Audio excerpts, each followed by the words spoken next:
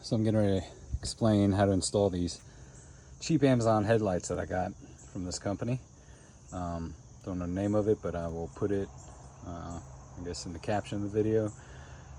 Name of the company, but it's on a 2014 Sierra.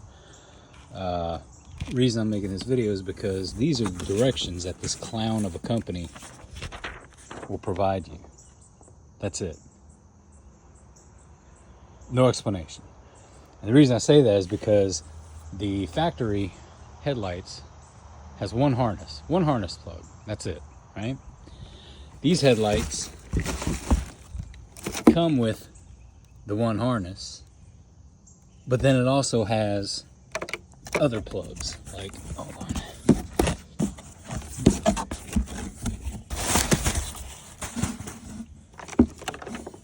1, 2, 3 plugs. And there's no explanation as to what they are, what they do, nothing like that. No instructions. Then when you email them saying, hey, what the hell, I need some directions, they email you that. But that's already in the box. They're like, here's your instructions. And then when you say that's not good enough, they say, oh, our apologies. Maybe search online for instruction videos on how to install this. It's your product, assholes. Come on. Okay, so first thing is this one. I got a feeling this is for the daytime running lights. Has a plug on the end, looks like that. But it also comes with this harness, which incidentally matches that. It also has a bladed fuse on the end. So imagine this goes to the fuse panel, to an ignition on. So that's that. But then you have these two plugs. And you're like, what does this go to? What plugs into it? What does that plug into? They look like they plug into each other, right? But they're taped closely together. So you're like, does it just plug right into itself? And if that's the case, why is it not just automatically just plugged in? If it's supposed to plug into each other, why is it not automatically plugged in or just automatically spliced in? That doesn't make any sense to me. So that's the first thing I did. It's just unsheath it a bit, pull it out, and plug them into each other. So we'll see if that does anything. And step one, it's your flathead. Pop those out all the way across. Take this whole radiator cover off. Next, you get you a 10mm socket. Take all those off. 1, 2, 3, 4. Wow. Previous owner evidently had this off before and replaced it with that. Is that a 10mm as well? Yeah, that is. So, anyways, take those off. Next step now, I didn't have to do this because, again, the jackleg previous owner evidently did some stuff and it's missing some things, but there would probably be a 7mm here and some Torx bits. These are going to be Torx screws. Those are going to be a T15. You could remove those just enough so that you can pop this off. Okay, just pop that off. All right, just enough to get room, because under there, nope, I don't have one. But there'd be a bolt there too, but I don't have one. Do it on both sides. Next, you're going to pop this off. Yep, there you go. You just pop it off like that. Okay.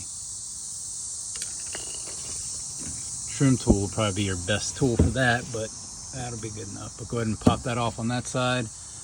Do the same for the other side.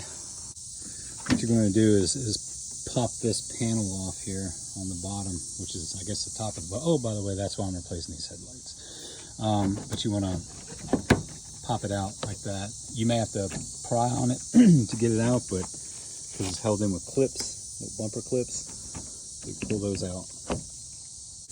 Next, under the truck, the bottom of that panel is secured in with these clips here.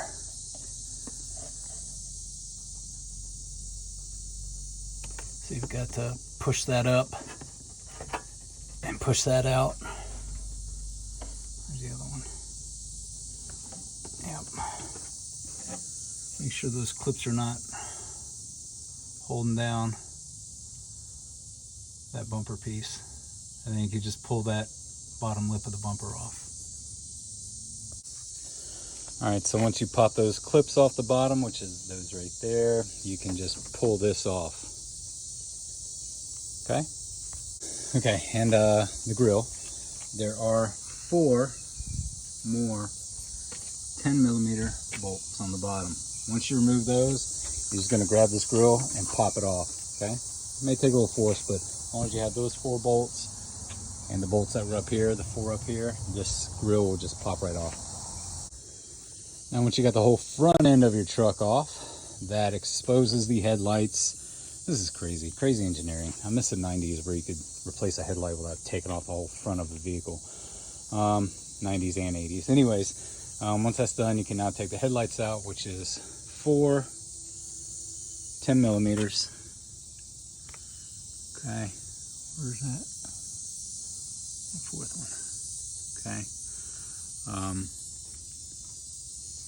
Just take those out and you like lift up on this headlight and pull it out. Same for both sides.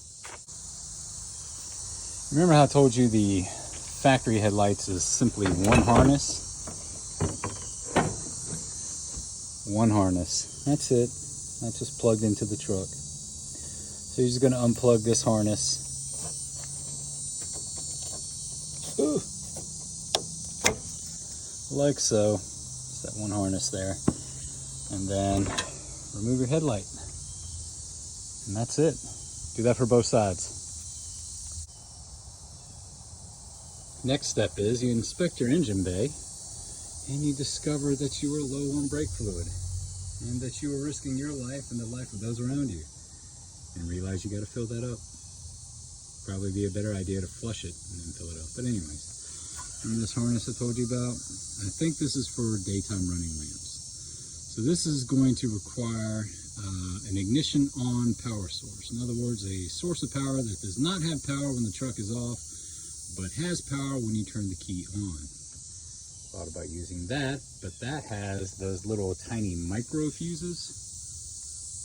Not that size. So I guess I gotta, if I want daytime running lamps, I gotta find a way to feed this wire through the firewall. And I'm going to come in to here and hope that that is a power on ignition source, because all the others are those little tiny ones, right? Little micro fuses.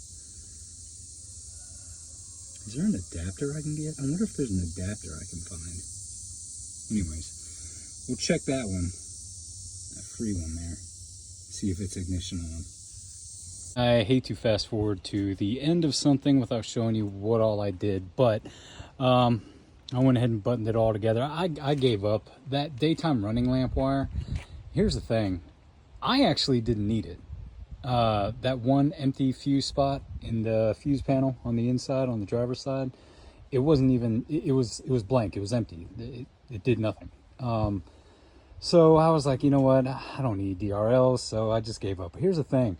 My truck came stock with DRLs, and I think because of that, the main harness that I plugged in, that controlled the DRL. So I have daytime running lights. I think that wire that I had, that I was trying to figure out where it goes, I think that's for if your truck did not come stock with daytime running lamps. If that's the case, you are going to have to figure out where you can plug in that thing that has ignition on power source, and then you have DRLs if you want it, or you could just go without it. Doesn't matter. But those 3 plugs, like I said, the 2 plug directly into each other. Again, just the weirdest crap I've ever seen in my life. Plug those in, and the DRLs, you know, find somewhere to tap into it to, you know, that's ignition on. If you plug it into a power source that is constant, those lights will constantly stay on and your battery will die. I'm sure you know that. But anyways, Yeah, for me, DRLs, they work. I did not need to do anything special. They just work. So that's it. And once you're done, just button everything back up. So there you go. Enjoy.